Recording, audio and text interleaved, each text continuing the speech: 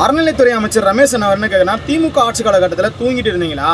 நாங்கள் வந்ததுக்கப்புறம் இப்போ வழக்கு போடுற பட்சத்துக்கு கிட்டத்தட்ட மதுரை மீனாட்சி அம்மன் கோவிலுக்கு உட்பட்ட ஒரு 60 கோடி மதிப்பிலான சொத்தை 60 கோடி மதிப்பிலான சொத்தை தனிநபர் பட்டா பண்ணியிருக்காங்க.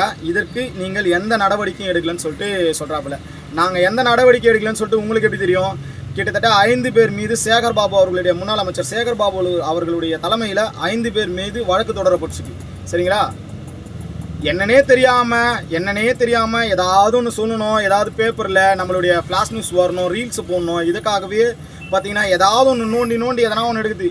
அது என்ன ஏதுனே தெரியாத கிட்டத்தட்ட 5 பேர் மீது வழக்கு ஏற்கனவே நிலுவையில் இருக்குது. இவர் என்னமோ புதுசாக வந்து ஒரு 19 பேர் மீது வழக்கு போட்டுருக்கோம் அப்படின்றாப்புல. அப்போது நான் என்ன கேட்குறேன்னா, இப்போ இவ்வளோ கண்டுபிடிச்ச நீங்கள் 100 கோடி பழனி சொத்தை தனிநபர் பட்டா பண்ணியிருக்காங்க.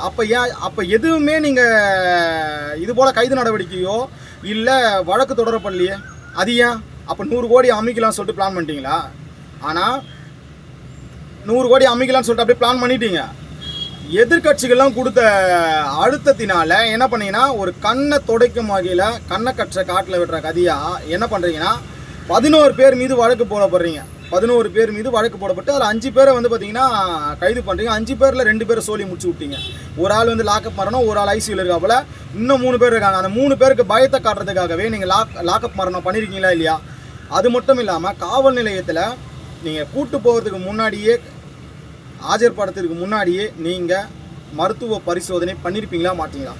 அவருக்கு இந்த குறைபாடுகள் இருக்குது அப்படின்னு சொல்லிட்டு அவங்க மருத்துவர்கள் உங்களுக்கு வந்து கடிதம் கொடுத்துருப்பாங்களா மாட்டாங்களா சொல்லுங்கள் நீங்களே. அதன் பிறகு பார்த்தீங்கன்னா 24 ஹவர்ஸ் இதுவில் பார்த்தீங்கன்னா காவல் நிலையன்ற சிறைசாலையில் 24 ஹவர்ஸ் மருத்துவர்கள் இருப்பாங்களா மாட்டாங்களா? அது எப்படி நீங்கள் வந்து மறைக்கணும், நம்ம எங்கே சிக்கிட்டோமா நம்மளை சின்னாபனமாக ஆக்கிடுவாங்களே எதிர்கட்சின்ற ஒரு அச்சத்தினால நீங்கள் என்ன சொல்கிறீங்கன்னா, மாரடைப்பில் இறந்துட்டாருன்றீங்க. என்னம்மா உருட்டுறீங்க? திமுக ஆட்சி காலத்தில் தூங்கியிருந்தா, இது நீங்கள் சொன்ன வார்த்தை, திமுக ஆட்சி காலத்தில் தூங்கின்னு இருந்தாங்கன்னு வச்சுக்க, கிட்டத்தட்ட 8107 ஏக்கர் வந்து நிலத்தை அறநிலைத்துறை சார்பாக மீட்கப்பட்டுருக்காதுக்கண்ணா. என்னன்னே தெரியாமல் ஆய்வுன்ற பேரில்